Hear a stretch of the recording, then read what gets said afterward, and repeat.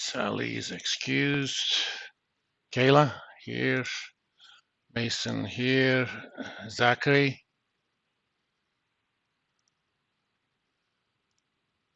Riley. Okay, she's excused. Jaylian.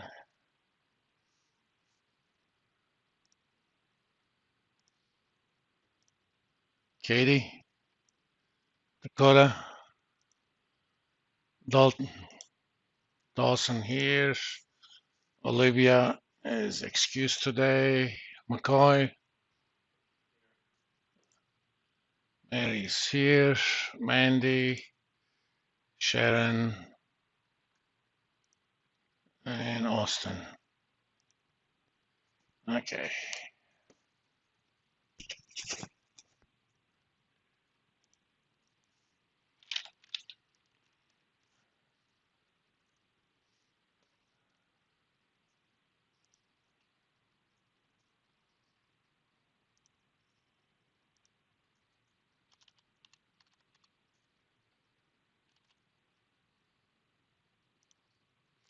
First day of spring. We're going to start talking about cost of capital,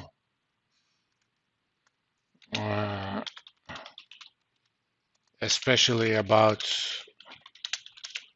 cost of equity capital or required rate of return for stocks.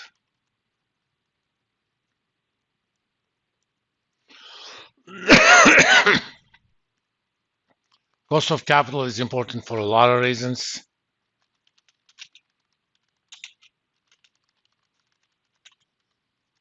To evaluate project cash flows in capital budgeting, and also in valuation of equities. In basic finance, we've seen models such as dividend growth model, where the value of the firm was essentially present value of all the future dividends, where the present values are calculated using required rate of return for stock.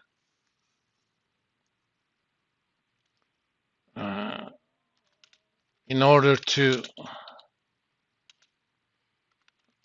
calculate cost of capital, we will have to calculate the so-called weighted average cost of capital, also known as the WACC, which is simply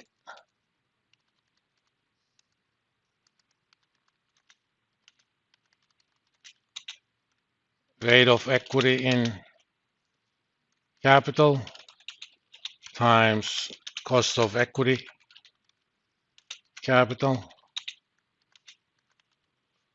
plus rate of debt in capital times after tax cost of debt. If we can have reliable estimates of cost of equity capital or required rate of return for stocks and required rate of return for debt, we're pretty much home. So we will first attack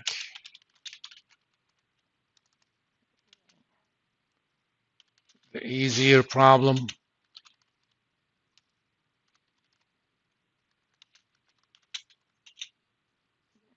after tax cost of debt.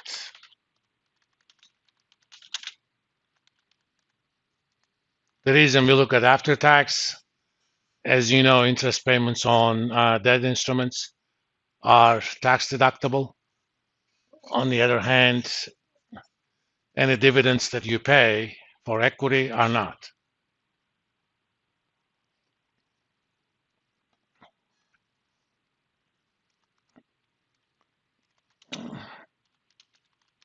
How to estimate pre-tax cost of debt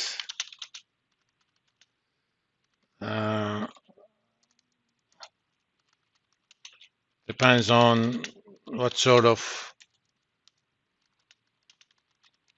information that is available.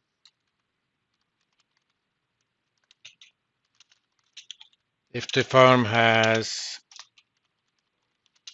publicly traded debt securities,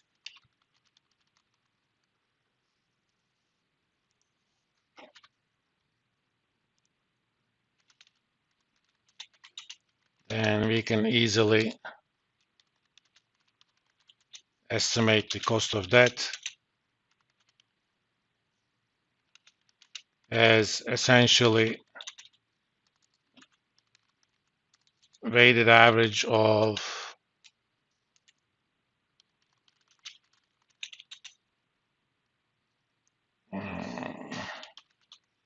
yield to maturity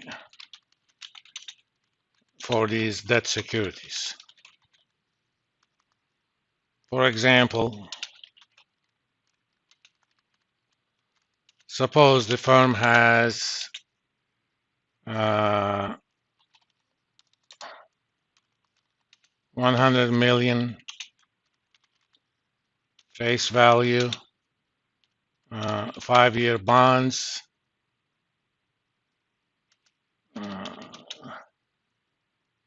with a yield to maturity of, or let's make it a little bit more complicated, with 5% coupon, and they trade at 99.2% of face value, or 992 for each $1,000 in face value, and 50 million worth of 30-year bonds with an 8% coupon, and trade at 105% of the face value. What would be the pre-tax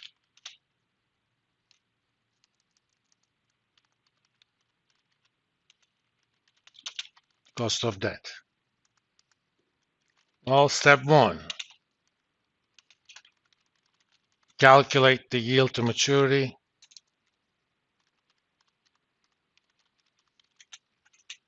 of each outstanding bond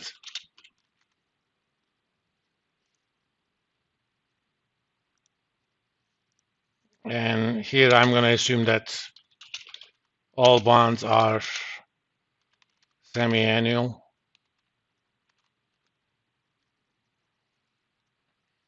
As you know, we do have a bond template. Let's see, at some point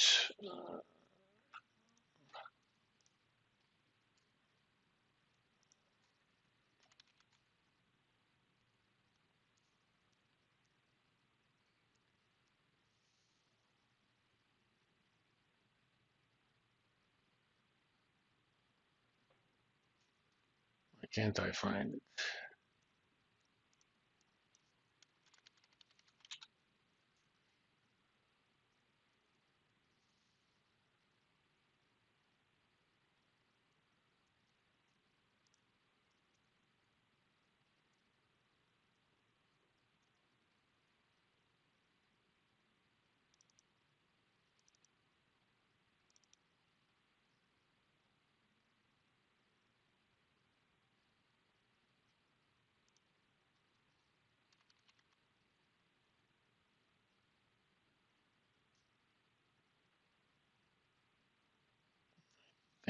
This is the one, but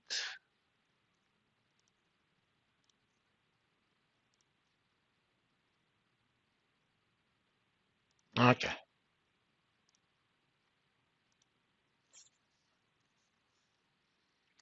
We don't know the yield to maturity. Let's do it for the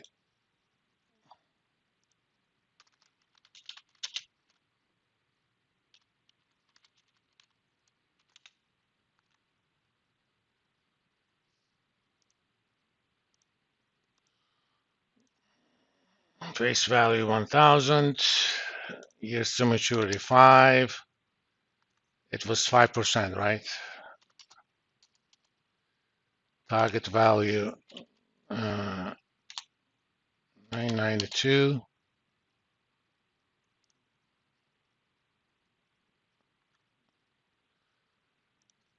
And I need to figure out yield to maturity that gives me that price. We've done this before.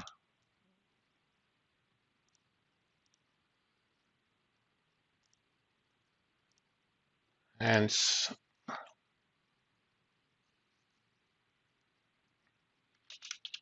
a YTM of 5.184% would give a price of 99.2% for the 30-year bond.